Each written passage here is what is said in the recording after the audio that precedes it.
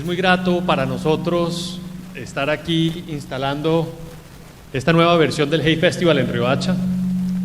Quiero agradecerle especialmente a todos los organizadores del festival, a los escritores que nos visitan de diferentes partes y a todas las personas de las entidades públicas y privadas que se han sumado a esta gran celebración. En Cerrejón tejemos alianzas con la Guajira y con la cultura. Y yo creo que el Hey Festival es una muestra de ese tipo de alianzas que nos permite precisamente mostrar a la Guajira ante propios y extraños, abrir un escenario para el diálogo entre otras culturas y la cultura y tradición guajira y guayú. Y finalmente es un espacio para las historias y para la literatura. Este año es un año muy especial. No solamente es un año muy especial para el Hey, que está cumpliendo 10 años, pero es un año muy especial para La Guajira. Es el año en que Riohacha termina cumpliendo esos 470 años. Es el año también que La Guajira cumple 50 años. Y queremos aportar precisamente a este tipo de eventos de alta calidad que nos permite reunirnos, encontrarnos alrededor de la palabra, las costumbres y la cultura. En Cerrejón también estamos celebrando. Estamos celebrando precisamente este año los 30 años de Cerrejón desde su primera exportación.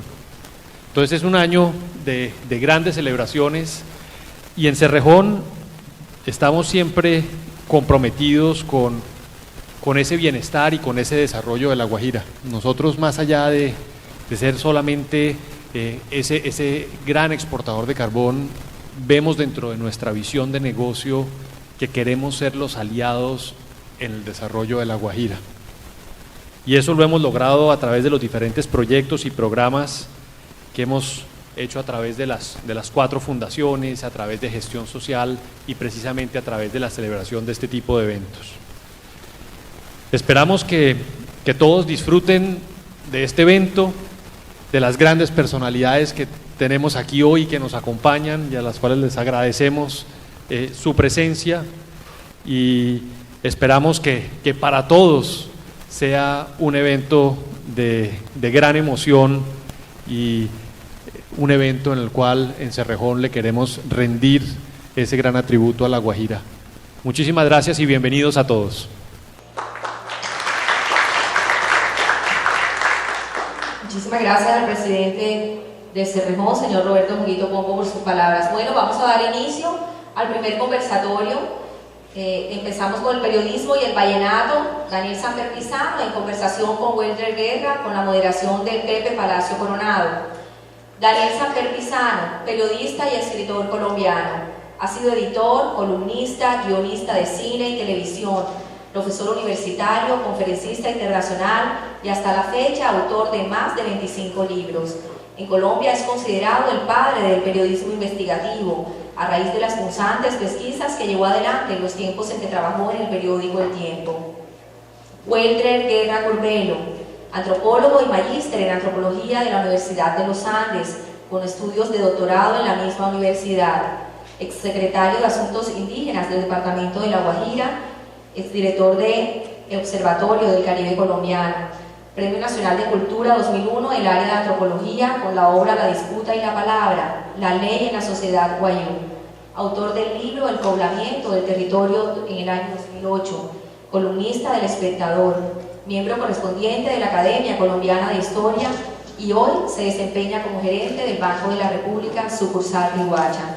Iniciemos pues nuestro primer conversatorio de la tarde de hoy. Muchísimas gracias, señoras y señores, muy buenas tardes.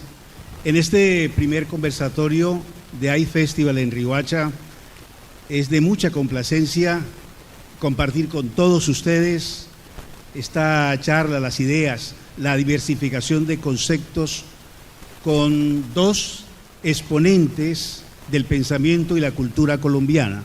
Son 2 investigadores muy consagrados, están aquí con nosotros y les damos la bienvenida. En esta primera charla hay la particularidad que los dos invitados juegan de locales. Así pues, la bienvenida una vez más. Inicialmente al maestro Daniel Samper le damos la bienvenida a La Guajira, su tierra, y felicitaciones por ese triunfo que obtuvo anoche su equipo, Santa Fe, escuadra que usted ha venido idolatrando durante más de media vida. La verdad es que yo estoy muy contento de estar acá y de sentir, porque lo siento, que juego como local. Esta es la tierra de parte de mis antepasados. Hoy inclusive estuvimos haciendo un pequeño paseo por lo que era el escenario en el que pasábamos vacaciones, mis hermanos y yo en una época, y aunque hay cosas que ya no existen, reconocí muchas de ellas y consta a quienes me acompañaban y aún conservo el sentido de los sitios donde estaban, solo que ya no se puede ver cine gratis desde el Hotel Almirante Padilla, que en esa época sí se podía. Pero de verdad estoy muy contento de haber venido y de poder recordar no solamente pues los ancestros guajiros, de los cuales siempre me he sentido orgulloso y lo he dicho en todas partes, sino hablar un poco de vallenato y de la Guajira y de lo que sea menester, y sobre todo después de haber hablado de Santa Fe, pues qué mejor ambiente puede haber que ese. También les damos la bienvenida al antropólogo Wilder Guerra Cubero, que todos ustedes conocen, gerente actual del Banco de la República, Premio Nacional de Antropología, además es egresado de la Universidad de los Andes y candidato a doctorado de esta misma universidad. Es miembro de la asociación, o más bien de la Academia Colombiana de Historia. Bienvenido, Wilder. Gracias, Pepe, de verdad que es realmente grato encontrarnos aquí, conversar los tres. A ti y a Daniel los une una tierra muy querida a nosotros, que es Dibuya, la antigua Nueva Salamanca de la Ramada, la tierra de los coronados, además. Entonces me parece muy grato que hablemos de lo que Daniel alguna vez llamó en un artículo, ese Caribe desnudo que es la Guajira, y esa música tan importante a la cual la Guajira ha contribuido de manera significativa. Digamos inicialmente como preámbulo que todas las regiones sacan pecho por sus potencialidades. Es algo natural, hace parte del sentido de pertenencia y produce mucho orgullo. En lo que respecta al departamento de La Guajira, durante las últimas 3 décadas hemos venido exaltando ante el país nuestra riqueza, basada fundamentalmente en recursos naturales como el carbón, el gas, la sal, los vientos. También hemos promocionado en cierto grado las extensas y exuberantes playas, majestuosas playas, para el turismo, como también hemos exaltado nuestra condición, la condición de La Guajira, de ser una de las cunas, templo y mayor emporio del vallenato.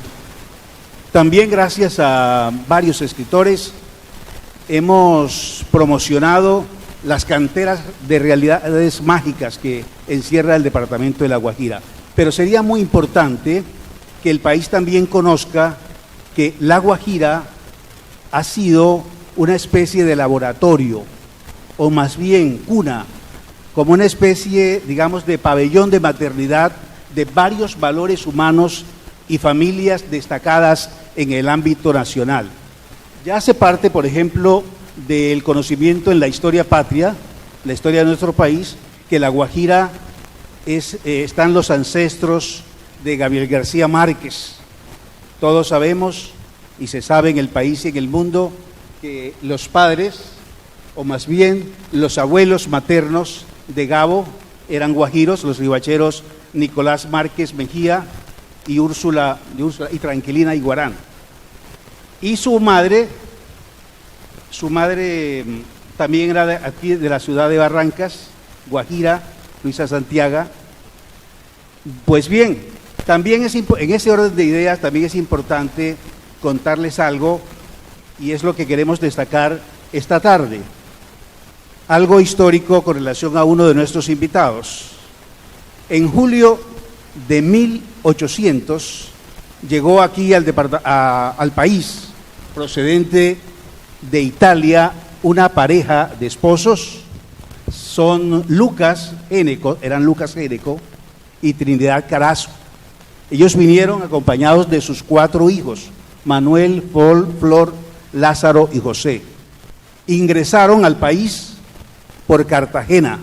Al cabo de pocos meses se trasladaron a Riohacha y seguidamente instalaron su hogar en Dibuya, a la orilla del río y el mar. Estaban buscando tierras fértiles, pues allá se ubicaron en medio de una vegetación exuberante. Allí en Dibuya, uno de sus hijos, José, se casó, contrajo matrimonio con Rita Coronado, una joven blanca de ojos verdes, de ascendencia española, hija de Antonio Coronado y Dominga Brujés. Desde luego nunca pensó ese joven italiano que de esa fusión de sangre y de razas se desprendieran una cantidad de valores humanos que la Guajira aportó al país. Ahí salieron senadores, pintores, escritores, periodistas, hinchas del Santa Fe y hasta jefes de Estado. Pues bien, les decía que entonces José se casó con esta dibullera y desde allí se desprendieron varias familias. De esa unión del joven italiano con la joven dibullera nacieron 8 hijos. Hablemos de Nelson. De esa unión salió, entre otros, de esos 8 hijos, Nelson Géneco Coronado, que hizo historia aquí en el departamento de La Guajira, comerciante, senador de la República. Nelson Géneco Coronado contrajo matrimonio con María Falan, de cuya unión nacieron 4 hijos, un varón y 3 mujeres. Pero allí se presentó entonces que estas 3 mujeres de los Géneco, riohacheras, tuvieron una empatía con 3 jóvenes de apellido Samper de Bogotá. Hubo una empatía, surgió una empatía, y luego lo que vino fue una química de altos grados, hasta tanto que los 3 Samper se casaron con las 3 riohacheras Génecos. De ahí viene esa gran relación de los Samper con los Géneco. Pues bien, una de las hijas de Nelson Géneco Coronado, María Amalia Géneco Falan, le decían Mayita, nació aquí donde es hoy el Hotel Padilla, en la calle 6 de Riohacha. Ahí nació Mayita. Y Mayita entonces se casó, ya vamos a terminar, con Daniel Samper Ortega. De esta unión nació Andrés Samper Géneco, quien contrajo nupcias con Elena Pisano. De este matrimonio nacieron 2 personalidades de nuestro país: Ernesto Samper, presidente del país, de Colombia, y Daniel Samper, uno de los mejores periodistas de Colombia en toda la historia. Por eso le preguntamos todo este preámbulo, para preguntarle cuál ha sido, además de sus ancestros, Daniel, de sus vínculos de sangre, cuál ha sido su relación y su percepción con el departamento de La Guajira. Bueno, lo primero que tengo que decir es que le descuenten todos los adjetivos a Pepe, porque yo vine a descubrir que es tío mío. Yo pensé que todos mis tíos ya habían muerto y tengo tíos que se conservan muy bien como Pepe. Entonces, venir a descubrir la condición de sobrino fue para mí maravilloso. Eso fue el comienzo, pues, de mi viaje por La Guajira. No, realmente la condición para un cachaco de ser también guajiro es una condición extraña, pero que no solamente mueve orgullo, sino que mueve a otro tipo de funciones. Yo, por ejemplo, en Bogotá tengo fama de ser buen bailarín. Los padres de Junguito saben bien que eso es así, porque yo tuve que enseñarles a bailar. Cuando éramos del mismo colegio, yo estudié en el mismo colegio que el papá de Junguito, y tenía muchos amigos y amigas que eran del mismo grupo. No sabían bailar. Entonces, claro, ¿a quién buscaban? Al que tenía antecedentes guajiros. De allí que yo tenía que comportarme a la altura de lo que se esperaba de alguien nacido en un pueblo que parece que fuera 2 veces bullicioso, Dibuya, ¿no? De modo, esa condición pues ya me marcó un camino, y siempre desde que me acuerdo, siempre he sido aficionado al vallenato. No había llegado aún el vallenato a Bogotá cuando yo ya era aficionado al vallenato. Haciendo memoria de por qué me gustaba a mí esa música, que repito, era muy poco conocida, incluso en Bogotá, que fue uno de los sitios donde primero se conoció. Recordé que quizás el primer vallenato que yo oí, nunca lo oí aquí en La Guajira. Nosotros veníamos a pasar vacaciones a veces en La Guajira, eran unas vacaciones muy largas, porque no era fácil llegar, no era fácil devolverse, y nadie podía ir por 2 o 3 días como van ahora los ricos de Bogotá a Miami. Entonces veníamos por 2 meses, y en esos 2 meses recorríamos toda La Guajira. Y recuerdo que oí una canción que se llamaba El pan que tiene Teresa. Decía, el pan que tiene Teresa es un pan muy sabrosito, y luego se iba cantando pan, panadero, pan. Eso fue por allá en el año 50 y pico, y lo he ubicado como paseo más tarde, como paseo cuando uno se viene que era un paseo.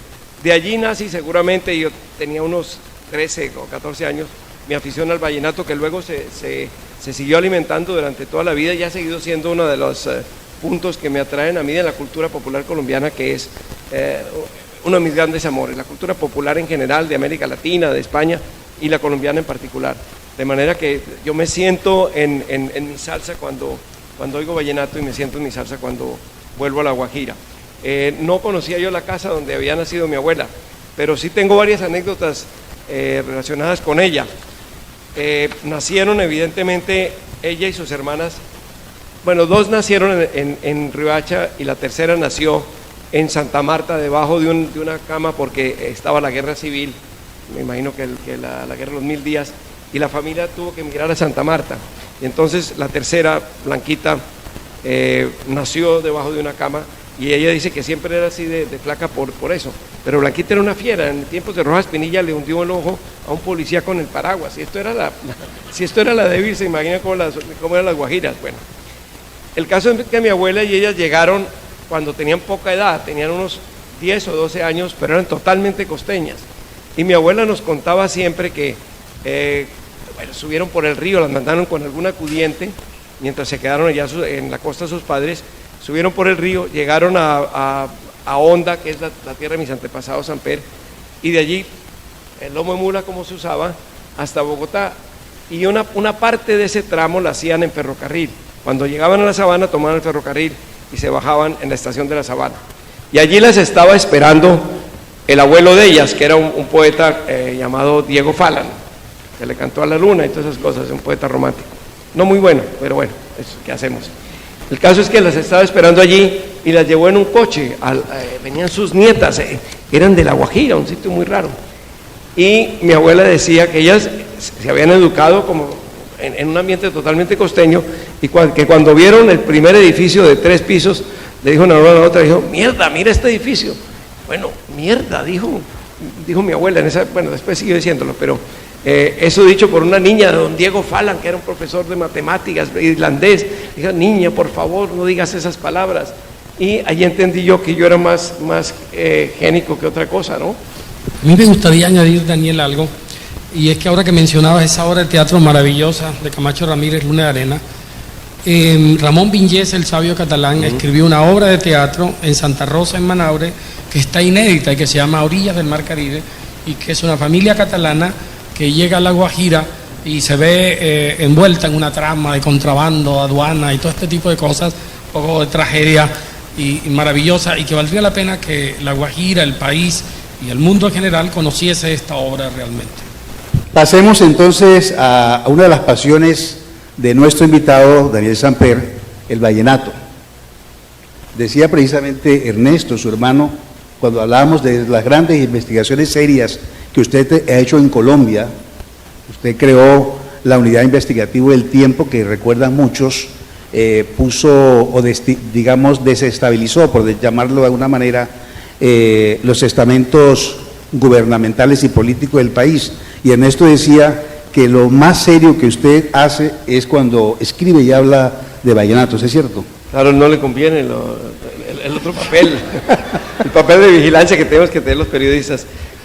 El vallenato es algo que me apasiona y he tenido la fortuna de contar con esto cuéntenselo a mi mujer, por favor, ¿no?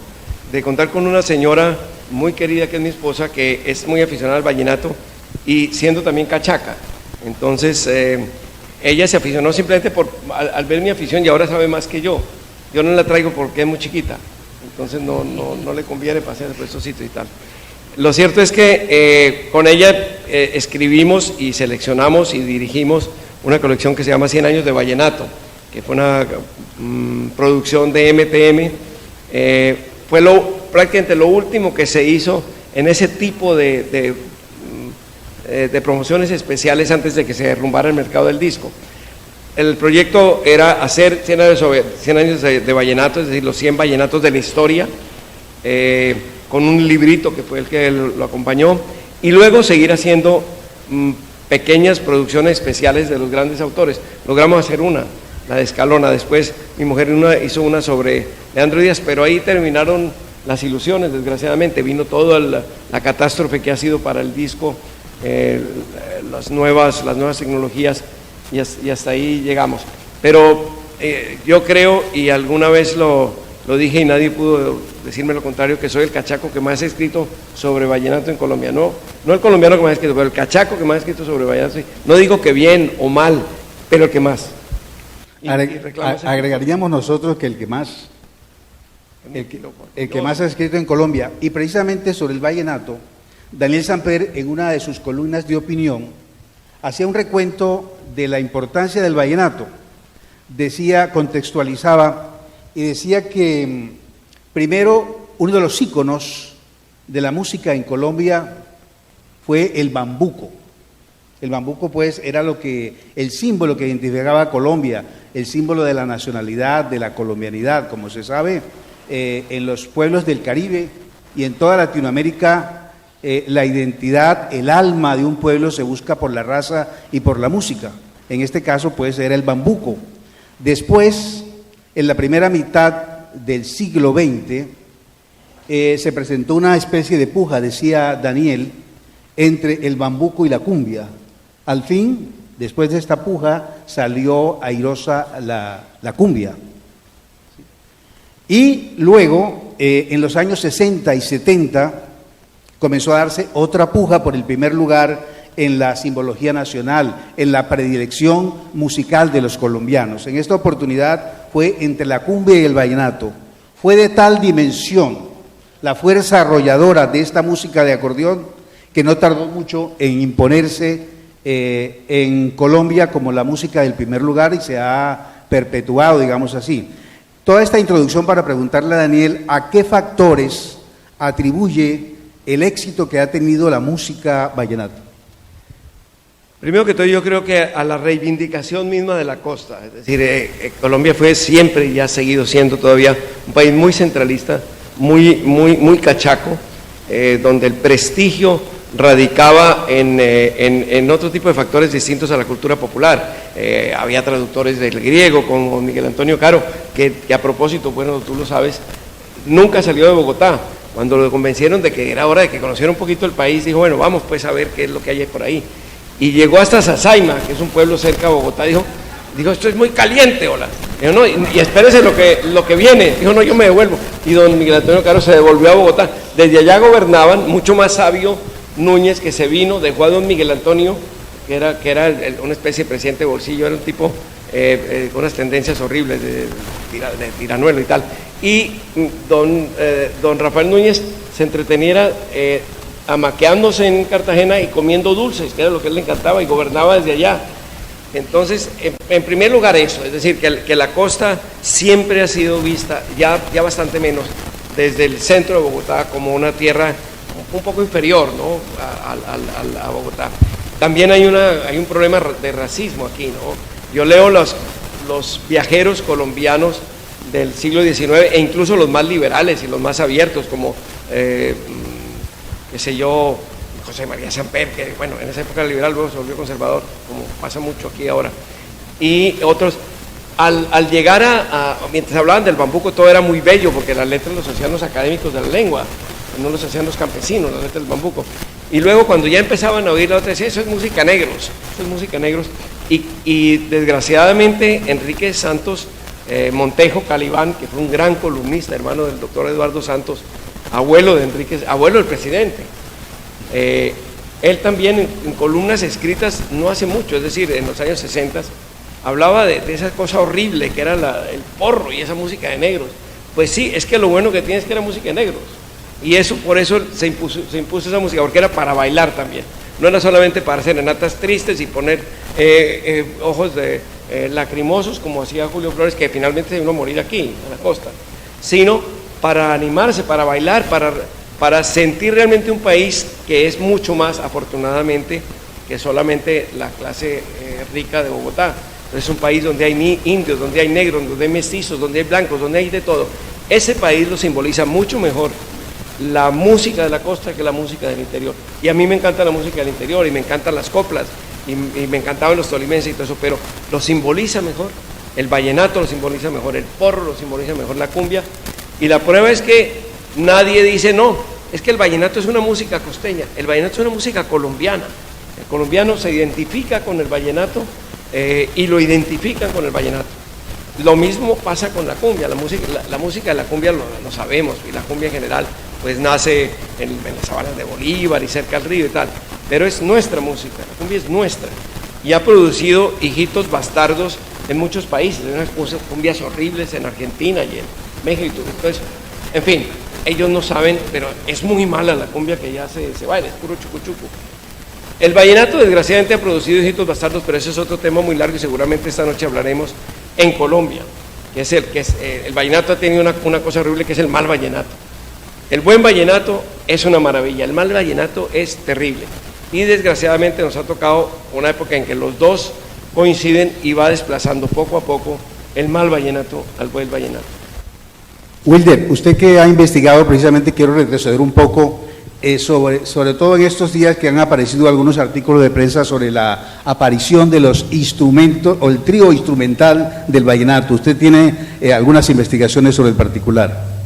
Pues bueno, leyendo a los viajeros europeos que recorrieron la Guajira en el 19, uno puede encontrar que la primera vez que se encuentran los tres instrumentos ejecutados por un grupo de músicos es en 1893 en Riohacha, que es Henri Candelier, un funcionario del Ministerio de Educación de Francia, bastante huraño, malgenioso, que describe la cumbiamba riohachera y describe cómo se reunían en las noches en plena calle, y decía él, todo el mundo conoce el acordeón, que es de Alemania, todo el mundo en Riohacha conoce el acordeón, y empieza a describir uno por uno los instrumentos. Él, cuando ve la caja, le recuerda un instrumento musical que utilizan, un tamboril, dice Candelier, que utilizan los negros de Martinica.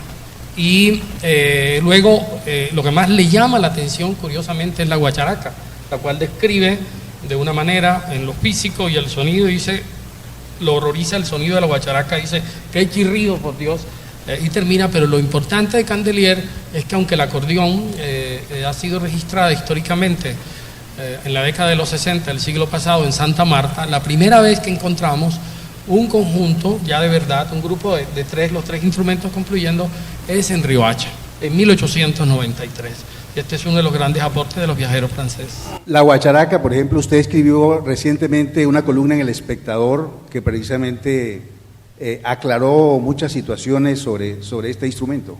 Yo pienso que hay que poner bajo la lupa algunas de las cosas que hemos considerado cánones del vallenato, y a veces idealizamos una realidad y nos gustaría que la realidad fuese así. Una de esos cánones que no comparto es que en el vallenato confluyen armoniosa y proporcionalmente las tres etnias, y que por supuesto hay un aporte indígena, un aporte africano, un aporte europeo. Lo europeo sería el acordeón, lo africano sería la caja y lo indígena sería la guacharaca.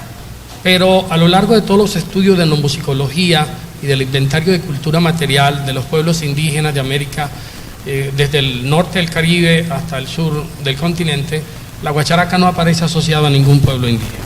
La guacharaca es un instrumento que parece ser más africano, recibe varios nombres, charrasca y otro tipo de términos, está en Venezuela, está en otras partes del Caribe, y evidentemente está más asociada a la población afro que a la población indígena, y de hecho ni siquiera en toda esta zona nuestra hay algo que se le parezca entre nuestros pueblos indígenas.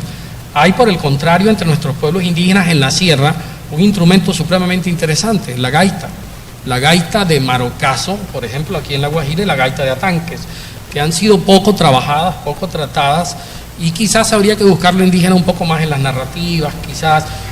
Además, yo pienso que la caja también, Daniel lo ha dicho en algún artículo, igual que el maestro Alberto Bermúdez, el tambor de 2 capas sí ha tenido una gran presencia, el tambor hispánico de 2 capas entre nosotros. Los guayú tienen algo que se llama cacha, que es un tambor de 2 capas. Y en Villanueva, a principios de siglo, lo que se tocaba como tambor era de 2 capas. Era un tambor de 2 capas que posiblemente esté más ligado a una tradición hispánica que a una africana. Por supuesto, hay una tradición africana del tambor, y de hecho, como bien lo señala, el tocarlo con la mano es una cosa muy africana, mientras que el tambor de 2 capas requiere generalmente unos instrumentos para que este suene. Entonces yo pienso que ese tipo de, podríamos ponerlo bajo examen, una música hay que repensarla, hay que examinarla a la luz de todo esto, de las ciencias sociales, de la propia música, de las artes, y pienso que de la historia, una historia que en el caso del vallenato requiere ser más rigurosa. Tenemos en el vallenato mucho vallenato de anécdotas, y anécdotas de parranda, son maravillosas, son encantadoras, pero creo que es la hora de tener un mayor apego a las fuentes y ser más exhaustivos en esa búsqueda. Los viajeros son una fuente maravillosa, sobre todo aquí que pasó, no solo Candelier, sino Reclus, que pasó Simons, viajeros ingleses y otros menos conocidos. De allí pudiésemos tomar muchos elementos para lo de la historia de nuestra música acordeón. Sobre el vallenato, precisamente, Daniel es una fuente obligada cuando se quiere saber del vallenato. Escribía en una de sus columnas que el boom del vallenato, refiriéndose a los clásicos, ha desatado un río turbio de música comercial vacua, madre, dice el autor, de criaturas monstruosas como el rancherato, el baladato, el paseo llorón. Entonces consideramos muy importante aprovechar la presencia de Daniel para tratar un tema que, si bien es cierto, no es nuevo, cada día cobra mayor importancia, y tiene que ver con los cánones tradicionales del vallenato. Usted es autor de la tesis de que el vallenato se está suicidando. Ese es el título de una de sus columnas, de otra de sus columnas. Usted afirmaba que la música vallenata está contagiada por una enfermedad mortal y que hay que hacer algo. Planteaba la necesidad de que hay que ir en pos de sus raíces. ¿Por qué no nos amplía sus inquietudes sobre el particular? Sí, el vallenato padece esta enfermedad que podría ser mortal, y hasta ahora pues no se ha notado que mejore. Que vende más, sí, muchísimo más. Vende mucho más, cobran mucho más los vallenatos, los conjuntos vallenatos por ir a tocar en las casetas. Cada vez salen acordeoneros más hábiles en el digiteo del instrumento, no necesariamente en la inspiración que mueve sus dedos. Pero lo que no hay duda es que la proliferación de vallenato, de emisoras vallenatas, de música vallenata en todas partes, no necesariamente ha significado que el vallenato haya mejorado, ha significado simplemente que el vallenato comercial se vende más. Cuando yo me refiero al vallenato clásico, estoy hablando de ese vallenato auténtico, genuino, que crearon no 3 compositores con un equipo electrónico en un estudio, como se hace ahora, y un poeta de alquiler, sino campesinos, vaqueros, gente que iba por ahí, juglares reales, ¿no? Como nació también la poesía española. Cuando Juan Gosaín y yo nos posesionamos en la Academia de la Lengua de la silla que compartimos, Juan está muy gordo, entonces no podemos hacer eso. Hicimos una exposición, un discurso a 4 manos y 2 gargantas sobre la comparación entre la juglaría española y europea, pues, y del sur de Francia y tal, de los siglos XII, XIII, y el vallenato del siglo XIX, cómo nace el vallenato. Y las coincidencias son asombrosas, que no deberían asombrarnos, porque son fenómenos sociales muy parecidos. Son juglares o trovadores que van por los pueblos contando las noticias de los pueblos, van informando cosas que pasaron y a eso le agregan picante. Y el robo de la custodia de Vadillo, entonces cuando lo canta Escalona le suelta sus chufletas a la iglesia y le ponen imaginación auténtica, genuina, muchas veces compositores que no sabían leer ni escribir, pero tenían esa inspiración, como la tuvieron los grandes juglares de esa época del medioevo temprano. Después, ese es el vallenato que tiene éxito. Es decir, cuando se crea el Festival Vallenato, se crea con ese tipo de cánones. Cuando se vuelven figura unos cantantes y unos intérpretes desconocidos en el resto del país, como Alejo Durán, como Leandro Díaz, como Emiliano Zuleta, el mismo Rafa Escalona, etcétera, etcétera, etcétera. Esas figuras son las figuras que la Colombia, que empieza a conocer el vallenato, admira. No son otras. Luego se mezcla poco a poco esto, el éxito del vallenato como arte, se va mezclando con el éxito comercial del vallenato.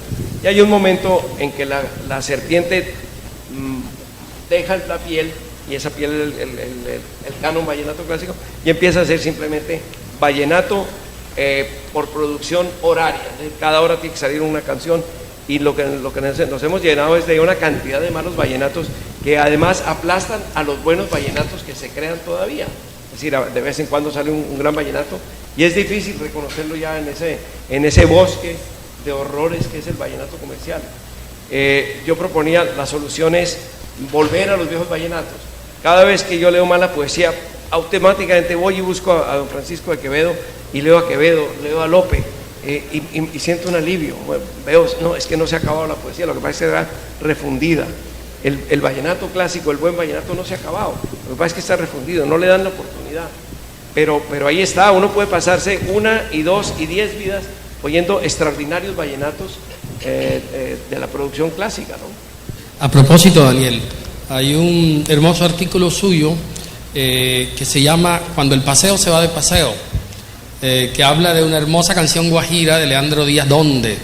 Y recuerdo que es una canción, es una clase de geografía, ¿no? Porque es un recorrido inmenso. Voy a citar solo una parte de Leandro cuando dice: yo quiero una tonuevera, alguna de Papayal, una chica tonuevera o alguna de Oreganal. Y hace un recorrido por todos esos corregimientos. Claro, todas las veredas de Barranca, que son las veredas que él conoce, él ciego, conoce en su infancia, donde ha oído acentos que es capaz de reconocer de una vereda a otra y tal, hace esta canción maravillosa que se llama ¿Dónde?, ¿no?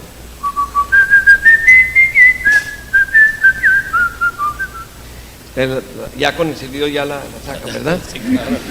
Ahora, lo maravilloso es que no es una lección de geografía, simplemente Leandro tenía la capacidad y el talento de los grandes poetas de convertir en poesía todo. Entonces, esa enumeración siempre está detrás de ella una mujer que él busca, porque empieza diciendo eso, ¿no? ¿Dónde estará la muchachita mía? Y con esa disculpa menciona todas las veredas y todos los corregimientos de la zona de Barrancas, que es algo similar a lo que él también, Leandro Díaz, hace cuando nos da la lista de la gente que vive en Tocaimo, que es un vallenato maravilloso, es un directorio telefónico sin teléfonos de las personas que viven en un pueblo llamado Tocaimo, y nos cuenta todas las que viven allá, pero es maravilloso que así solamente fuera, pero lo es mucho más porque al final el poeta hace lo que tiene que hacer el poeta, que es convertir ese canto en un canto de amor. Y dice, el final de él dice: vive una viuda allí que Leandro se muere por ella. Es decir, toda esa enumeración es para decir que además hay una viuda a la que él no nombra porque es el amor suyo. Esto es una canción de amor extraordinaria, aparte de ser una canción regional y folclórica y tal. ¿Qué es la diferencia que uno encuentra con los autores comerciales del momento, que tienen que producir de lunes a martes, tienen que salir con 3 canciones, ¿no? Con buenos interlocutores el tiempo pasa muy rápido, y para por lo menos tocar el punto que tiene relación de el vallenato con el periodismo, toquémoslos al final. Podríamos decir, para ubicar a cierto sector del auditorio, que una de las primeras incursiones, digamos, del periodismo en el vallenato También está ese detalle también está recogido en una columna de Daniel Samper que tituló El acordeón de Gabo. En 1948 Gabo tenía 21 años y publicó una columna en el Universal de Cartagena. Recordamos una frase de Gabo: no sé qué tiene el acordeón que cuando lo oímos se nos arruga el sentimiento. Eso quedó consignado en 1948. Después García Márquez publicó otras columnas, tanto en el Universal, como usted me corrige, como en el Diario El Heraldo de Barranquilla. Podríamos decir, hablando de la relación del periodismo con el vallenato, que en esos momentos, en esos años, Gabo se convierte en el precursor de poner en plataforma el vallenato en el periodismo nacional. No sé si usted está de acuerdo con eso, maestro. Así es, y después vendrán más, que sobre todo son barranquilleros o personas de la costa que escriben en Barranquilla. Álvaro Cepeda también. Álvaro también escribe sobre vallenato, y Álvaro Cepeda, que fue mi maestro en periodismo, murió con el sueño, oigan esto, en esa época, no ahorita esto se le ocurre... Fue uno de sus maestros. Sí, uno de mis maestros. En esa época se le ocurre a cualquiera, iba a decir nombres, pero no los digo. Él decía, yo tengo el sueño de un día ver un concierto de vallenatos en el Teatro Colón de Bogotá. Esa sería la representación de verdad del país. A pocos pasos de donde don Miguel Antonio Carro resolvió que este era un país de negros y que no valía la pena salir de Bogotá, que llegue esa música que es de todos nosotros, negros, blancos, amarillos, etcétera, y se instale en el color. Ese pensamiento lo tenía Álvaro Cepeda en 1970, lo cual muestra hasta qué punto era precursor en ello. Y Álvaro también escribió mucho sobre vallenatos.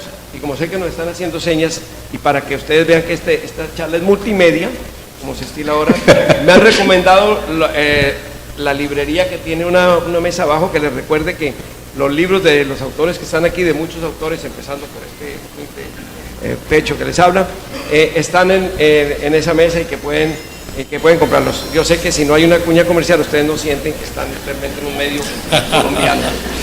Yo quería decir, porque antes de finalizar, que sería injusto hablar de periodismo y vallenato y no hacerle homenaje a una persona que fue un pionero en Bogotá de la difusión del vallenato, cuando era la única emisora que tenía un programa de vallenato, y todos los estudiantes costeños esperábamos las 8 de la noche a oír a Carlos Melo, un hombre maravilloso, estuvo en la Radio Nacional, en HJCK, amigo de Daniel y un héroe para todos nosotros. Hoy en día uno escucha vallenato en cualquier dial de Bogotá. En esa época no, había que esperar la hora y la emisora, creo que era Radio Juventud. Y además había un mensaje implícito en la voz de Carlos Melo, que él presentaba obras de autores clásicos, de Mozart, de Beethoven y todo esto, en la Radio Nacional. Y esa misma voz característica decía, vamos a escuchar el movimiento número 7 de la Sinfonía La Mandona de Wolfgang Amadeus Mozart. Esa misma voz, 2 horas después, presentaba un vallenato.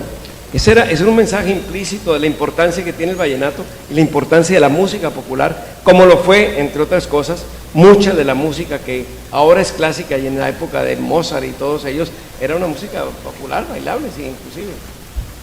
Y para finalizar, en cuanto a la relación con el periodismo, el vallenato, recordemos que el Festival de la Leyenda Vallenata, fundado en 1968-69, fueron la mayoría periodistas. Recuerde usted, tuvo la influencia de García Márquez, estaba el mismo Cepeda Zamudio, estaba López Michelse, que esencialmente era un periodista, y naturalmente Consuelo Araujo La Casica, entre otros. Y que escribió y ayudó a dar a conocer el vallenato primero que todo en prensa. No digo primero que Gabo, pero digo, antes que en otros sitios, Consuelo escribía una página, una columna en El Espectador donde ya se aireaban los temas del vallenato.